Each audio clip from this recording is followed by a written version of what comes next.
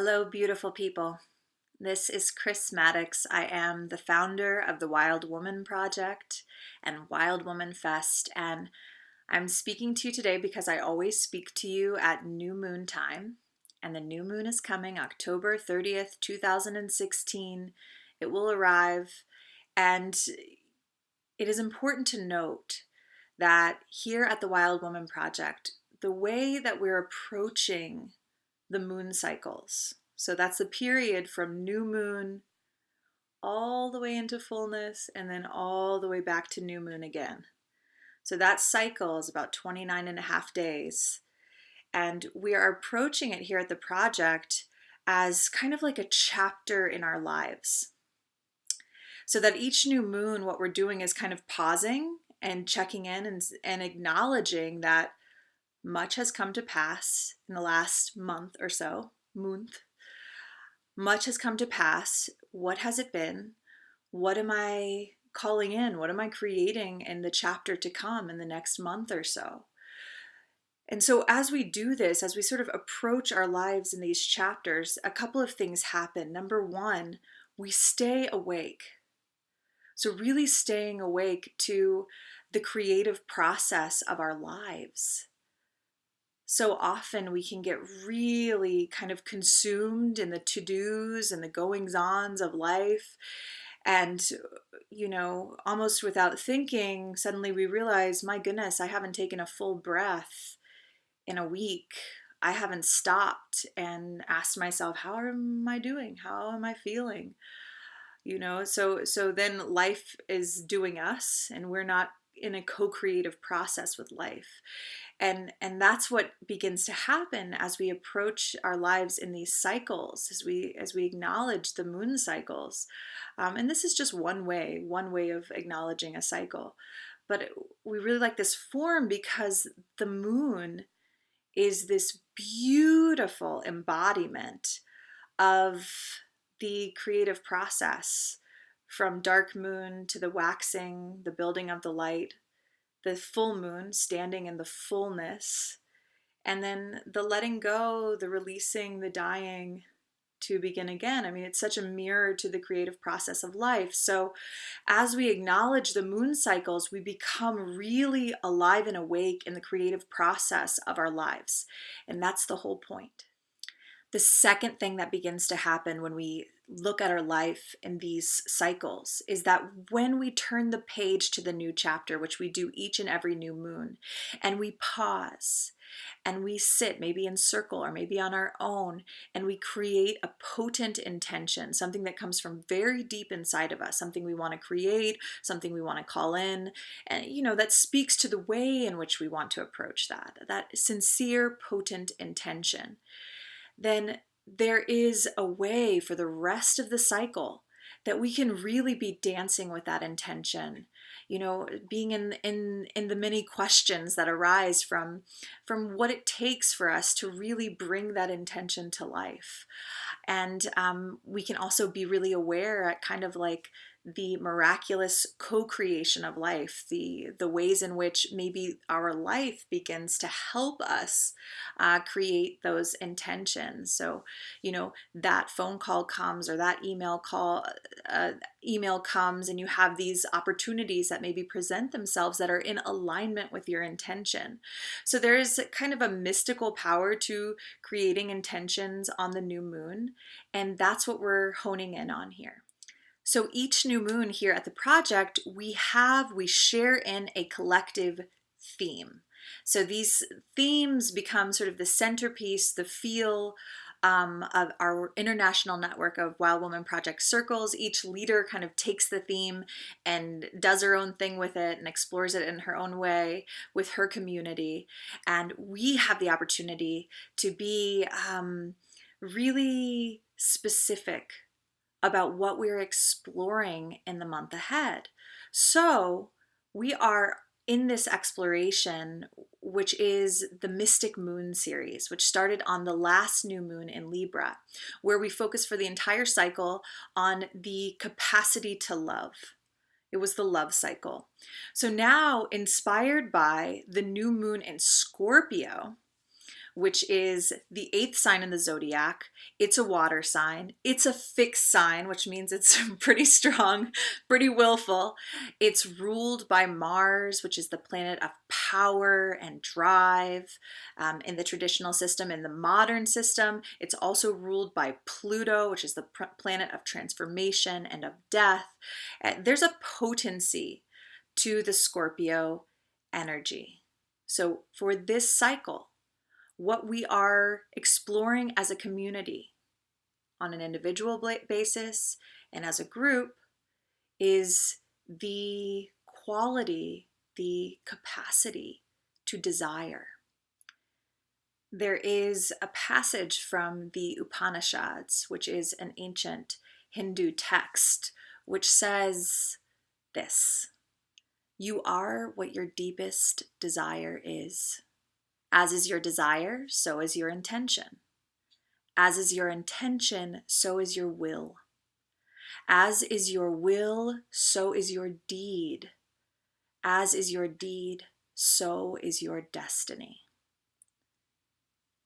This passage points to the very important realization that the things that we desire on the deepest level, I'm not talking about passing whims, I'm talking about from the depths, desire, things that we really, really want, that there's a real hunger for, a real longing for, that these things are seeds, because our desire inspires us into action, and our actions eventually become our life. Our life is an accumulation of all of the actions that we have ever taken. And if we can align, if we can find our desire and align with it, we become very potent creators, very potent creators. For the longest time, it was considered unladylike or shameful for a woman to actually want anything. So a part of what we have to do as modern women in the year 2016 is to really honestly find ways to reclaim our desire. Because without our desire, in its pure form, like us taking our desire and saying, yes, I'm going with this, versus, oh, I have a desire, but who am I to want it? And what will they think? And this story, it's perpetuated. Most of us have this to some degree where we're split a little bit. That has to go. That has to go. We have to let that go, because what we need is a world full of empowered human beings who are allowed to want what they want, because we have to think, like that passage from the Upanishad says, that seed of that desire is some sacred message, sacred impulse that we're following. So I'm giving you this practice, and try it on anytime. And if you like it, I actually, for the whole cycle, I encourage you to explore it in a number of ways. But here's the essence of the practice. What you're going to do is you're going to start by maybe closing your eyes, putting your hand on your belly, and just asking in, what is that deepest desire? So even the ones that we say, oh, that's crazy, some of our deepest desires are the ones that we've had the longest running stories about. Right? So maybe you have a deep desire to do some creative project. Maybe you have a deep desire to have a family or a partner. Maybe you have a deep desire to travel to a certain place and have a certain experience. It doesn't matter. Whatever your deepest desire is, you take a second and you just touch down on it, as in you bring it into your awareness so you know exactly what it is and it's specific. Then, with your eyes closed, you can begin to breathe. And you can imagine that you're letting that desire, that seed, kind of reverberate throughout your entire body. So that's on a physical level.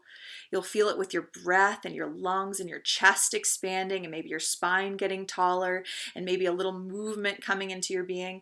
And also on the energetic level, level, if feeling the electromagnetic field of the buzz of your desire. When we allow the desire, when we breathe that desire in, we can start to feel a real kind of aliveness, a movement, an energy that the desire really brings as we coax it out.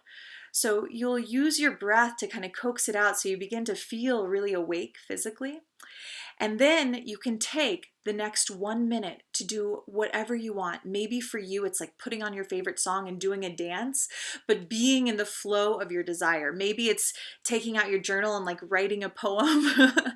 That could be something that happens. It could be simply standing in alignment and stillness and feeling your desire pulsing through you so that it is visceral. The desire is not something, it's not just an idea, it's a visceral experience when we align with it. So that is the practice. Tune into your desire, breathe until you feel it's fully in your body, and then begin to move it, even if it's just for a minute. Of course, if you have 5 minutes or 10 minutes or 30 minutes, you can be in this practice for as long as you want, but allow the impulse, the flow of your desire to take you where it wants to take you. And, it's purposefully meant to be wild. Give yourself the space to do whatever the heck comes into your being to do when you're in that state, when you're aligned with your desire. This new moon, I really sincerely hope that you will find the space, you will carve out the space to head to a Wild Woman Project circle if there's one near you, or to sit with this new moon report on the Wild Woman Project website. There's a bunch of practices and contemplations and journaling questions for you to check out. Or if you want a guided experiential journey, you can download your New Moon Companion, and I personally will guide you in a talk, a meditation, and the creation of your potent intention for the cycle ahead.